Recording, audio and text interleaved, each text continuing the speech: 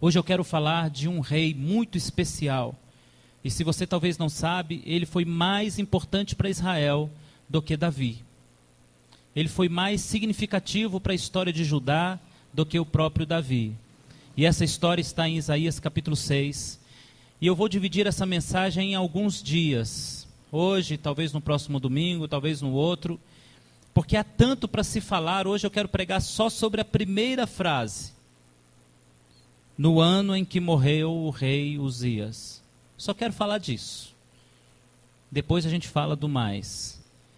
Eu vi o Senhor assentado sobre um alto e sublime trono, e as orlas do seu manto enchiam o templo. Ao seu redor haviam serafins, cada um tinha 6 asas, com 2 cobriam o rosto, com 2 cobriam os pés, com 2 voavam. Clamavam uns para os outros, dizendo: Santo, Santo, Santo é o Senhor dos exércitos, a terra está cheia da sua glória. A base dos limiares moveram-se à voz do que clamava, e a casa se enchia de fumaça. Então disse eu: ai de mim, pois estou perdido. Sou um homem impuro e habito no meio de um povo de impuros lábios. E os meus olhos viram o Rei. Então voou para mim um dos serafins, trazendo na sua mão uma brasa viva, tirada do altar com uma tenaz. Com a brasa tocou a minha boca e disse: isso te tocou. Os teus lábios e a tua iniquidade foi tirada, e perdoado foi o teu pecado.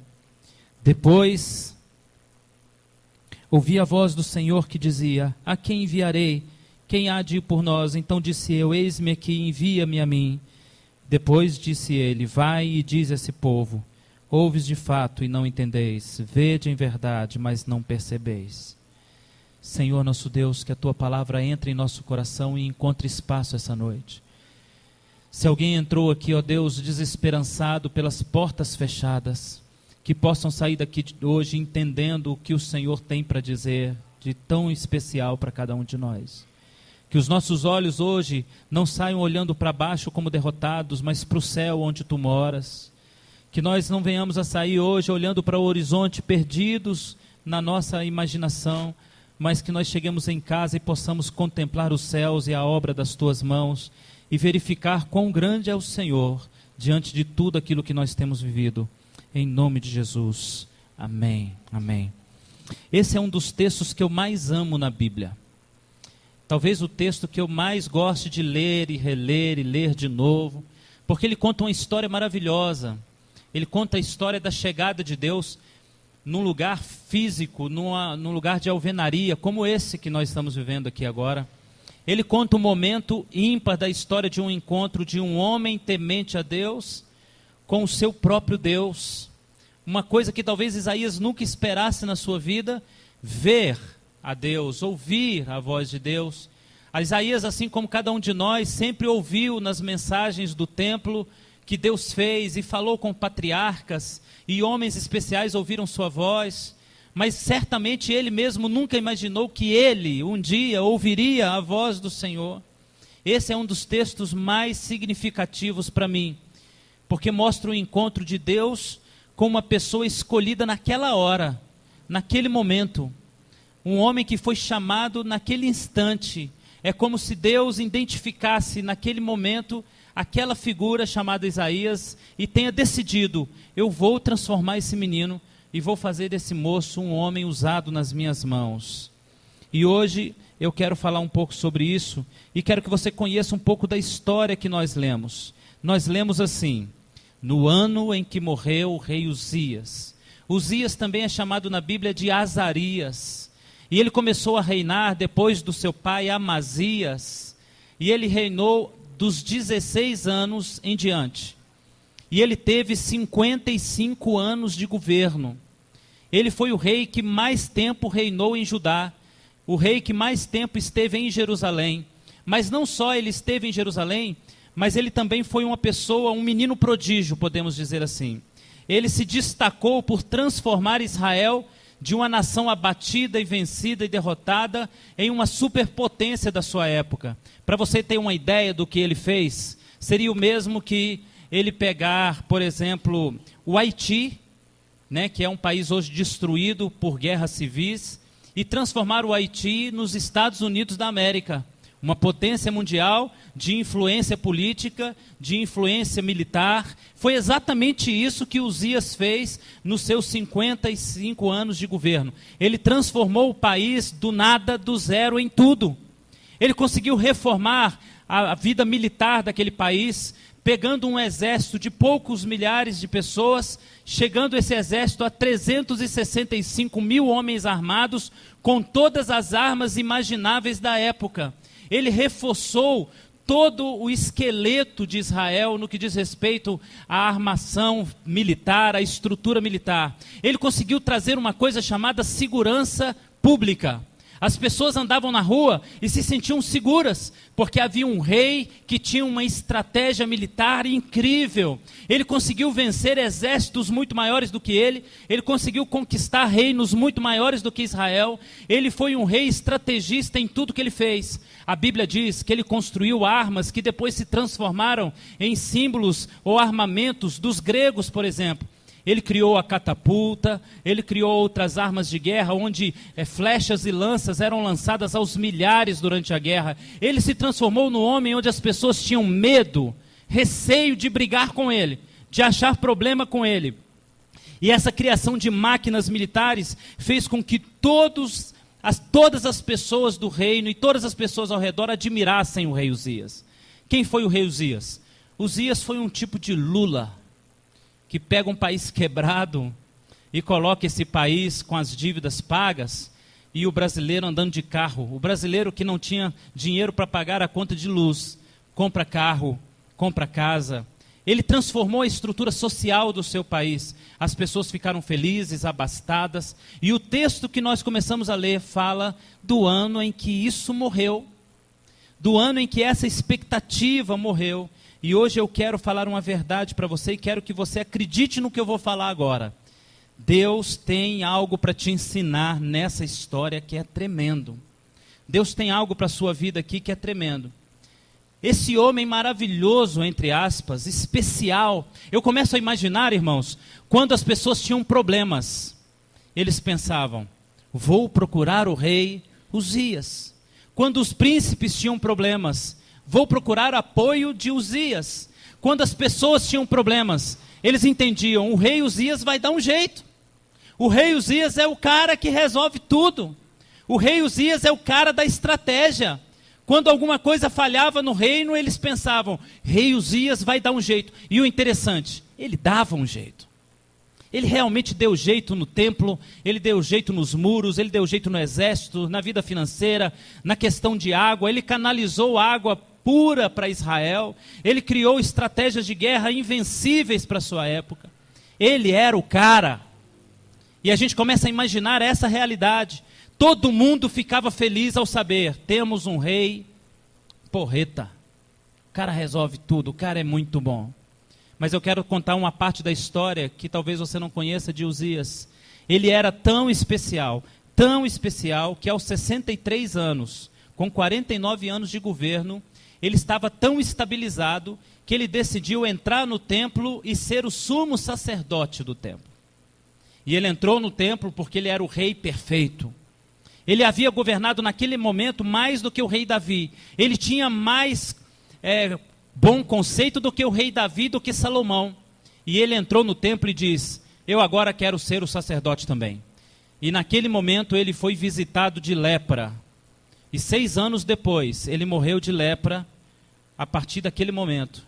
No momento em que ele desrespeitou limites de Deus. Então a história que nós estamos lendo conta a história de um homem que está orando no ano em que morreu o rei Uzias. Eu não sei se você sabe, mas agora talvez você possa se situar e entender o que Isaías está fazendo.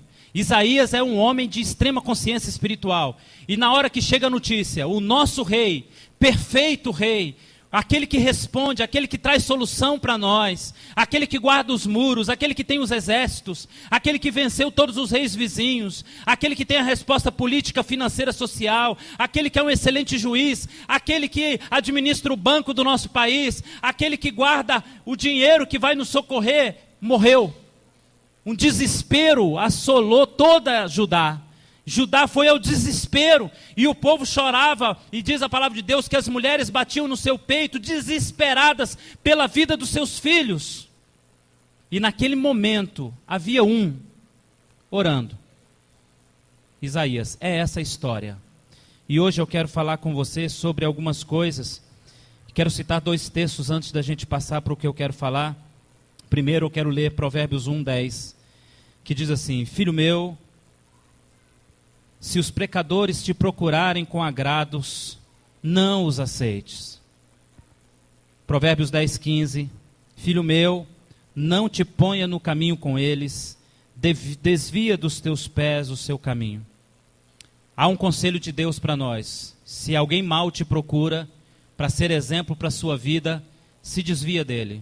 Se alguém errado, é muito importante, mas errado te procura, desvia o teu pé do caminho dele. Em outras palavras, a Bíblia está dizendo: aprenda com o erro dos outros.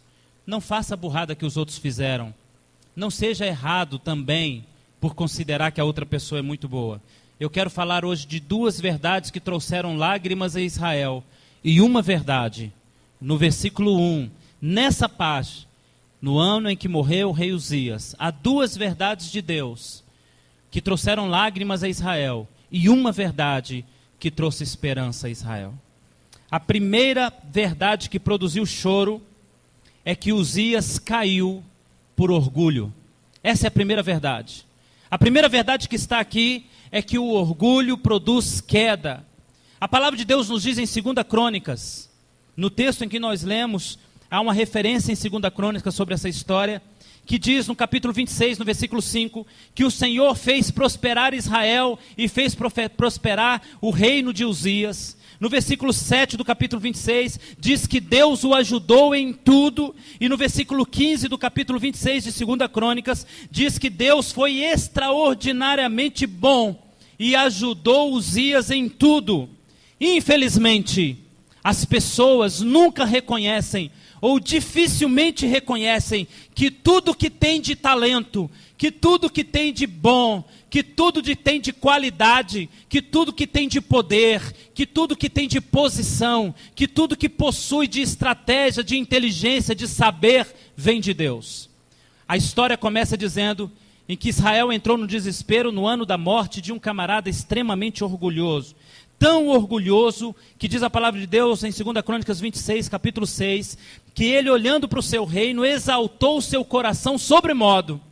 E eu fico imaginando aquele cara, olhando todo mundo com aquele olhar de admiração. Você é incrível, você é lindo, você é formidável, até a sua veste é mais bonita do que a de Salomão. Você é um cara incrível, fala alguma coisa para nós.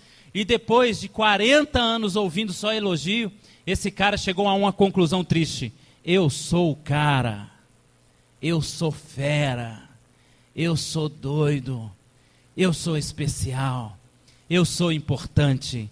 Olha para mim que eu quero dizer uma verdade para você. Esse sentimento tem que ser rejeitado por você. Eu quero trazer uma palavra de Deus para o seu coração. Tudo que a gente constrói na nossa vida terá um tempo determinado para acabar. E você deve acabar esse tempo ao lado de Cristo. Se você acabar esse tempo sozinho, você está perdido. Há uma frase que a gente tem dito aqui na igreja: eu posso muito bem viver sem Cristo, mas será terrível morrer sem Cristo. Eu posso muito tempo passar sem Ele, ter sucesso sem Ele, mas eu não posso morrer sem Ele. Será triste, será terrível para mim ir para outra vida sem Jesus, porque o que me espera sem Jesus é algo terrível. O orgulho no coração de Uzias transformou aquele homem em um homem semelhante ao diabo. Deixa eu dizer uma coisa para você: o orgulho nos faz iguais a Satanás. Deixa eu dizer de novo, olha para mim. O orgulho nos faz iguais a Satanás. A Bíblia nos conta que ele, olhando para si, ele tinha um nome maravilhoso. O nome dele era A Luz Te Acompanha. O cara era uma lâmpada. Onde ele ia, a luz estava atrás dele. O cara era uma estrela. E você imagina a estrela no espelho e olhando para ele mesmo, como eu sou chique. E a palavra de Deus diz que o seu coração se encheu de orgulho, pelo que pecou contra o Senhor e intentou no seu coração ir contra Deus. Todo o orgulho nos faz parecer demais com o diabo. Há uma passagem que fala de um outro camarada chamado Herodes, o tetrarca, e ele tinha uma farda de metal, de ouro, linda, de prata, linda. E quando ele saiu na sacada do seu palácio em Israel, o sol bateu naquela armadura, e ele brilhou feito a luz do sol, e as pessoas disseram: Herodes brilha feito o sol. E ele disse: eu sou demais. Deixa eu dizer uma coisa para você, irmãos, o sucesso é muito perigoso, e ele nos transforma em pessoas orgulhosas, e nos faz pessoas iguais ao diabo. Eu não sei quantos de vocês estão indo bem naquilo que vocês fazem, mas deixa eu te dizer uma verdade: você só está indo bem porque Jesus te ajuda. Você só está crescendo porque Jesus está do teu lado. Você só está prosperando porque Jesus colocou a mão sobre isso. Você só é inteligente porque Jesus te dá inteligência. Você só tem sabedoria porque Jesus te dá sabedoria. Você só tem o que tem porque Jesus te dá. Há muito tempo eu imaginava que Deus não se importava da gente se sentir cheio de orgulho, sabe? Eu imaginava assim: Deus não vê problema nisso. Ele tem tanta glória que Ele não vai se importar em dividir um pouquinho dele. Já pensou isso também? Jesus tem tanta glória. Eu fico imaginando as visões dos profetas, e que os homens escondiam o seu rosto, porque a glória de Jesus era grande demais. Então Jesus tinha muito, ele não vai se importar numa faísquinha que cair na gente, não é? Se ele é um sol, se cair uma faísquinha em mim e eu der uma brilhada, não há problema. É só uma brilhadinha de 2 dias, Jesus não vai importar com isso. São só 10 pessoas se curvando diante de mim, dizendo que eu sou especial.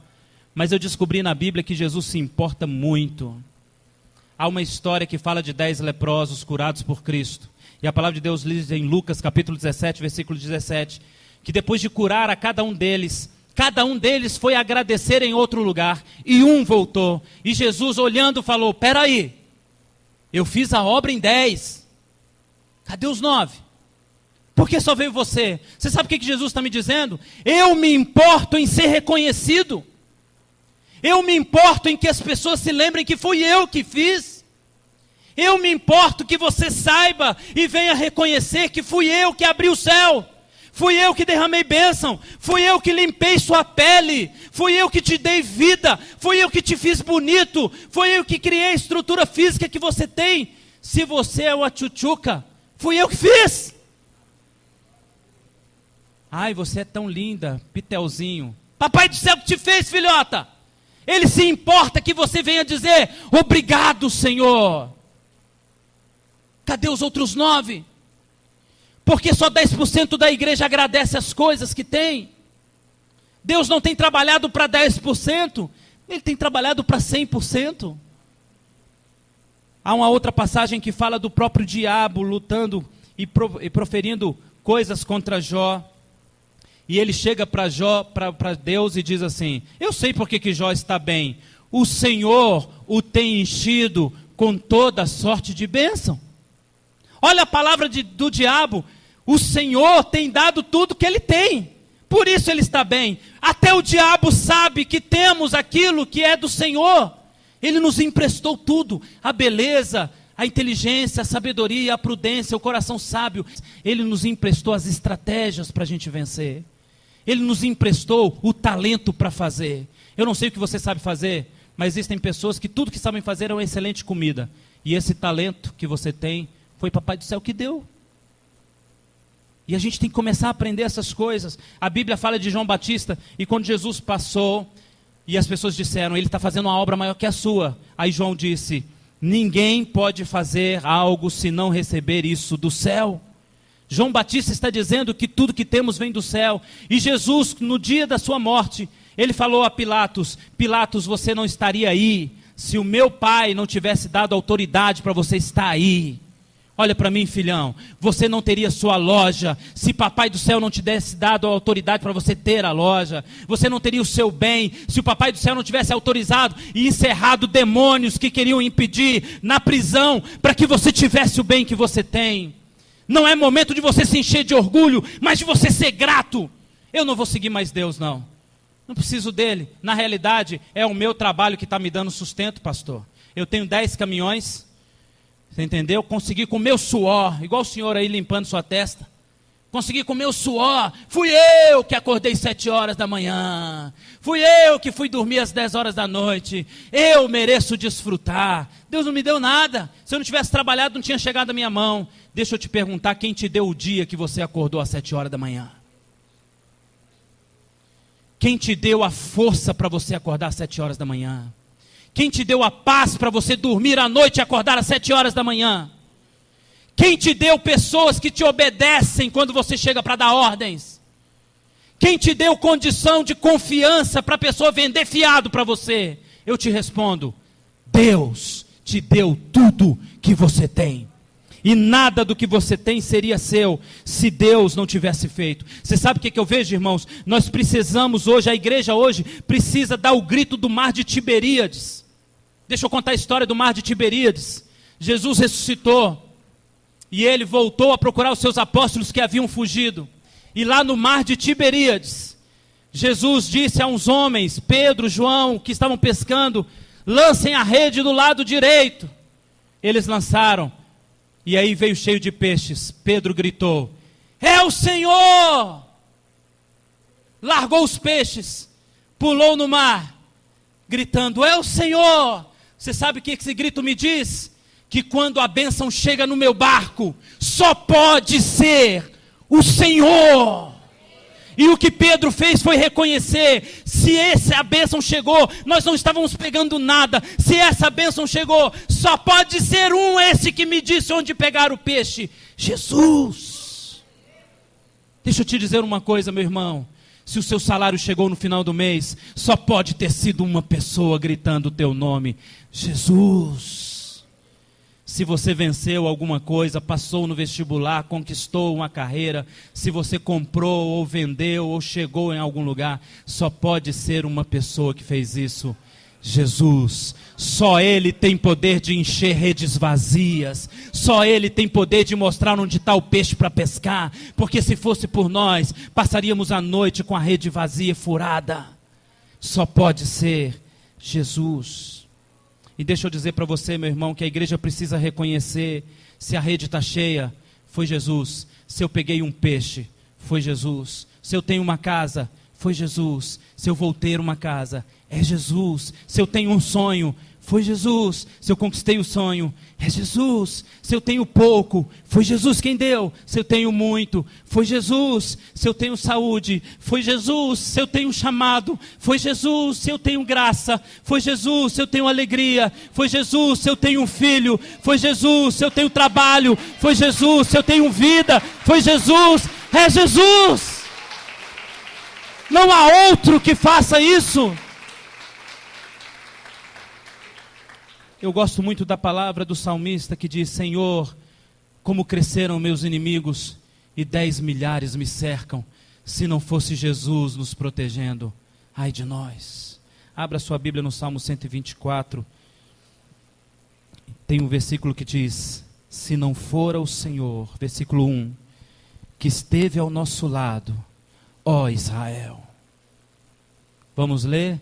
Se não fora o Senhor, que esteve ao nosso lado, ora diga Israel. Vamos ler de novo?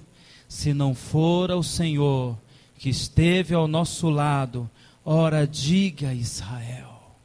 Diga de novo, se não fosse o Senhor, que esteve do nosso lado, ora diga Israel. Diga de novo, se não fosse o Senhor, que esteve do nosso lado. Agora eu quero que você se lembre daquele momento de enfermidade, diga comigo, se não fosse o Senhor que esteve do nosso lado, naquele momento que você teve que enfrentar o credor, diga, se não fosse o Senhor que esteve do nosso lado, na hora de fazer a venda, diga, se não fosse o Senhor que esteve do nosso lado. O que a Bíblia está nos contando, irmãos, é algo feliz e ao mesmo tempo triste, porque a Bíblia está nos dizendo que um povo inteiro entrou em desespero com a morte de um homem que era a resposta do povo. Nós não podemos ter os nossos olhos em homens. Hoje eu estou aqui com vocês, amanhã eu não sei. A palavra de Deus diz que os ministros de Deus são como ventos. não sabe de onde vem e para onde vai. Seus olhos não podem estar em homem nenhum. Seus olhos têm que estar naquele que tem dado a você tudo que você tem. O orgulho, ele é mau e ele é prejudicial porque ele acarreta uma série de coisas. Primeiro, ele cancela a nossa dependência. Quando eu sou orgulhoso, eu deixo de ser dependente. A palavra de Deus nos conta a história de Josué. E Josué foi enfrentar o maior desafio de Israel até aquele momento. 40 anos no deserto, o maior desafio de Israel foi vencer os gigantes de Jericó. Era uma população enorme, forte, valente, muros enormes. E a palavra de Deus diz que 40 anos atrás eles chegaram naquela terra e disseram, não dá para ganhar. 40 anos depois eles estiveram diante do mesmo desafio. E a palavra de Deus diz que Josué consultou o Senhor e o Senhor deu a estratégia. Eles rodearam Jericó, tocaram buzinas e a muralha veio ao chão, o exército se desesperou e eles venceram. Deus deu estratégia. Mas o orgulho de Josué de vencer o maior exército do seu tempo fez com que ele fosse lutar contra um pequeno grupo chamado Ai. E quando eles foram lutar com Ai, um pequeno grupo, o orgulho dele, fala, não preciso de nada, manda um pequeno grupo. O grupo pequeno foi e eles perderam a guerra. Você sabe o que eu aprendo aqui, meu irmão? Eu aprendo que as vitórias grandes e pequenas só podem ser possíveis se Deus der a vitória. Seja ela qual o tamanho, grande ou pequena, eu preciso da estratégia de Deus, eu preciso da direção de Deus. Nós buscamos Deus para grandes coisas, mas nos esquecemos de Deus nas pequenas coisas. Buscamos Deus para fazer grandes projetos e desafios grandes demais, mas quando o desafio é pequeno, a gente acha que dá conta, isso é orgulho. E eu quero te dizer uma coisa, meu irmão, não compre uma caneta se você não for pedir direção de Deus, porque a caneta pode destruir você. Ontem o meu cunhado estava me falando de uma história que eu achei incrível, de triste. Ele veio a Diamantina pelo trabalho dele, porque um dos seus funcionários morreu porque levou uma picada de marimbondo. E eu falo, meu Deus, marimbondo é uma coisa que está por aí, não é um jacaré, não é um rinoceronte, não é um elefante, é um marimbondo. É uma coisa que entra na minha casa e faz uma casinha lá. E esse cara levou uma ferroada de marimbondo no pescoço e morreu sem ar. E eu só posso entender uma coisa, nas pequenas e grandes coisas, Deus tem me guardado. Você está aqui porque nem o marimbondo se arrisca a chegar perto de você. Você tem o repelente chamado Deus. Nem o diabo, nem a morte, nem o inferno se arriscam a se aproximar daquele que Deus coloca a mão e impede que o mal chegue. E eu quero te dizer uma verdade, olha para mim. Deus quer ser o Senhor da sua Jericó e Deus quer ser o Senhor da sua terra de Ai. Ele quer ser o Senhor do seu grande projeto e Ele quer ser o Senhor do seu pequeno projeto. Levante sua mão e eu quero que você diga assim, Senhor, assuma os meus grandes projetos, os meus pequenos projetos, porque eu sei, preciso do Senhor. Uma salva de palmas para Jesus, que é poderoso, irmãos. Aleluia. Aleluia. Nessa frase que a gente acabou de ler, no ano em que morreu o rei Uzias, morreu a esperança de um povo que colocava o seu olhar no homem orgulhoso. Mas houve um segundo problema nesse versículo. O que nós aprendemos aqui é que Uzias morreu não porque estava velho. Ele morreu porque ele desrespeitou limites de Deus. O sacerdote Azarias disse para ele quando ele entrou no templo, ó rei, não compete a ti tal negócio, visto que Deus precisa te ungir para isso. Deixa eu dizer uma coisa para você, meu irmão, Deus exige limites e Ele impõe limites. E esses limites precisam ser respeitados. Existem coisas na Bíblia que falam de limites, por exemplo, Deus pôs limite no choro. O choro pode durar a noite, mas a alegria vem de manhã, tudo tem limite. Deus impôs limite às lutas, Deus não dá prova além do que possamos resistir. Deus impôs limite à morte, o sangue nos umbrais marcava as casas e a morte não entrava porque o sangue do Cordeiro está em nossas portas. Deus pôs limite para a morte, Deus pôs limite para o diabo, dizendo ao diabo, não toque naquilo que eu ungi, naquilo que eu consagrei. O Senhor pôs limites no Éden, no limite no apetite de Adão, no limite de apetite de Eva, e disse, aqui não. Tudo vocês podem, mas há um limite de Deus imposto. E nós temos quebrado os limites em nome da nossa espiritualidade. Pessoas estão quebrando limites, desrespeitando os limites e morrendo espiritualmente porque não respeitam os limites de Deus. Quer ver um exemplo? Miriam. A Bíblia diz que Miriam era uma profetisa, era uma mulher de Deus, irmã de 2 homens, um escolhido para ser sumo sacerdote e o outro escolhido para ser o líder do seu povo, cerca de 3 milhões de pessoas. Você sabe o que Miriam fez? Por ser cheia do Espírito, ela começou a questionar a liderança do irmão mais velho. Se fosse eu nesse lugar aí, não faria isso. E ela começou a questionar o homem de Deus liderando o povo. Deixa eu dizer uma verdade para você, meu irmão. O dom, olha para mim, o seu dom não é maior do que o chamado. O seu dom está no limite do seu chamado. E a palavra de Deus nos diz que não foi profecia que guiou Israel no deserto, foi o cajado de Moisés. É pastor que lidera a igreja, não é profeta que lidera a igreja. É pastor que comanda o povo, não é profeta que comanda o povo. É pastor que dá a direção de Deus, não é profetada que dá a direção de Deus. Precisamos aprender a guardar limites, senão morremos antes da hora. O que eu tenho visto são muitas Miriãs em muitas igrejas, achando que porque ouvem a voz de Deus, ou ouvem no seu coração a direção de Deus, elas podem desfazer da direção do homem de Deus que está na frente. O cajado está na mão do pastor, quem dirige é o cajado e não o dom. Miriam errou nisso. E tanto Miriam como Uzias invadiram limites de Deus. A palavra de Deus fala de Saul, que acendeu o holocausto, substituindo Samuel, e a Bíblia diz que por causa daquilo Deus determinou o fim da carreira política de Saul e da sua descendência. Você sabe o que Saul fez? Ele se disfarçou de santo, ele se disfarçou de sacerdote e ofereceu o holocausto. Olha para mim, filhão, você erra quando você entra na igreja e se disfarça de santo, e quando você sai você continua sendo o mesmo. Saul nos ensina que existem limites que têm que ser guardados. Não finja ser o que você não é. Belsazar pegou os utensílios do templo, tirou os utensílios do templo e fez uma farra no palácio da Babilônia. E naquele momento o Senhor escreveu na parede: resolvi pesar você e achei você pesado demais, Belsazar. Porque você desrespeitou o limite que ninguém pode respeitar. Ninguém usa o santo para o profano. Ninguém usa santo para coisas erradas. Ninguém usa o que é santo para coisas pecadoras, sujas. Você precisa guardar limites. Você precisa guardar os limites de Deus. Olha o que diz Provérbios 22, 28. Abra sua Bíblia comigo. Provérbios 22, 28. Diz assim a palavra de Deus: não remova os marcos antigos que fizeram os teus pais. Não remova os limites antigos que fizeram os teus pais. E agora, para finalizar, meu irmão, no versículo 1 diz, olha para mim: no ano em que morreu o rei Uzias, a esperança do povo era um homem orgulhoso por ter sucesso. A gente faz isso às vezes. Graças a Deus que eu tenho o irmão Antônio na minha igreja, porque o meu irmão Antônio tem um dízimo abençoado. O que eu esqueço, quem colocou Antônio foi Deus. A gente faz isso, irmãos. Não vamos tocar no irmão fulano, porque o irmão fulano é bom dizimista. A gente se esquece que se Deus tirar ele, acabou a segurança.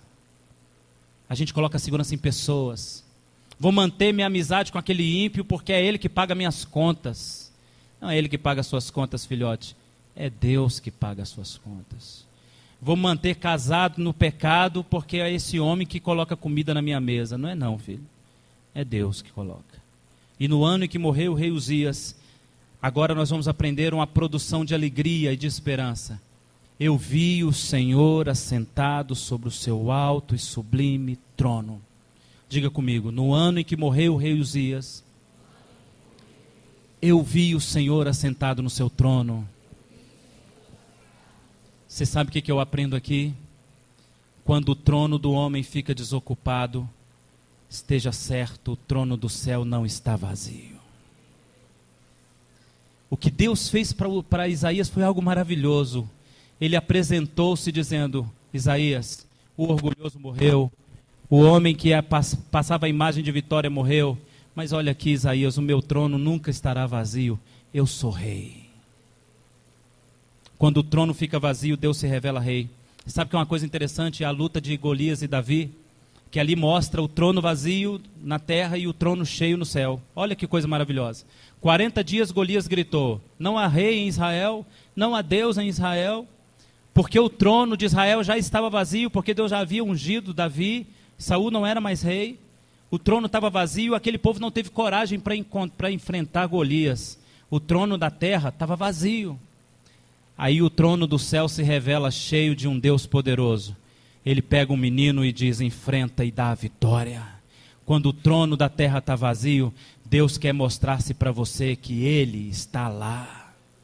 Quando você olhar para o gerente do banco e não vê esperança, quando você olhar para o credor e não vê esperança, quando você olhar para a sua empresa e não vê esperança, quando você olhar para os seus negócios e não vê esperança, quando você pegar as contas da sua casa e não vê esperança, quando você olhar para o seu marido, ele está desempregado, você olhar para as situações, está tudo fechado, a cidade se fechou, o mundo empresarial se fechou, tudo se fechou ao seu redor, se lembre, o trono do céu está cheio e o Deus vivo é poderoso para mudar essa história, para reverter esse quadro e para abençoar a tua vida. O controle é de Deus. Diga comigo: o controle é de Deus. Diga mais alto: o controle é de Deus. Diga de novo: o controle é de Deus. Diga de novo: o controle é de Deus. Agora levante a sua mão e diga para o diabo ouvir que na tua casa o controle é de Deus. Na minha família o controle é de Deus. Nos meus negócios o controle é de Deus. Aplauda esse Deus maravilhoso. Ele não deixou o trono. Ele não deixou o trono. O controle é de Deus. Filhão, você não tem dinheiro para pagar a escola, fica tranquilo, o controle é de Deus. Você perdeu o emprego, fica tranquilo, o controle é de Deus. Foi Deus que pegou um presidiário e fez ele governador do Egito. É o mesmo Deus que pegou o rei da Babilônia e fez ele comer capim. O controle é de Deus. Ele muda as histórias, Ele tira o alto e põe no baixo e o baixo no alto. O controle é de Deus. É Ele que fez o menino vencer o gigante e fez o gigante cair diante de um cascalho. O controle é de Deus. É Ele que fecha a grande e pequena porta e é Ele que põe porta onde não há. O controle é de Deus. E eu quero glorificar o meu Deus essa noite, porque o trono está ocupado, o rei está lá. Foi isso que Isaías viu na hora do seu desespero. Morreu a nossa esperança, aí Deus se mostrou: o trono está cheio, eu estou aqui. Há rei em Israel, há esperança em Israel. O inferno não faz nada sem a minha autorização. Os demônios se ajoelham diante de mim. O tempo me obedece. Os tempos respeitam a minha voz, porque há rei no céu, nos céus dos céus. Há rei sobre o reino espiritual. O inferno tem que obedecer, meu irmão. Olha para mim, filhão. Aquela enfermidade tem que obedecer. Aquele problema tem que obedecer. Aquele demônio tem que obedecer. O inferno tem que obedecer. Às vezes você chega dizendo assim: pastor, está difícil porque foram muitos que se levantaram. O inferno tem que obedecer. Deixa eu dizer uma coisa para você, olha para mim. Tudo vai dar certo. Tudo vai terminar bem. Tudo vai ficar bem. Porque o trono está ocupado. Só Ele pode dizer: é o fim. Onde você põe ponto final, Jesus põe vírgula. Só Ele pode dizer o sim e o talvez. A palavra final é dele.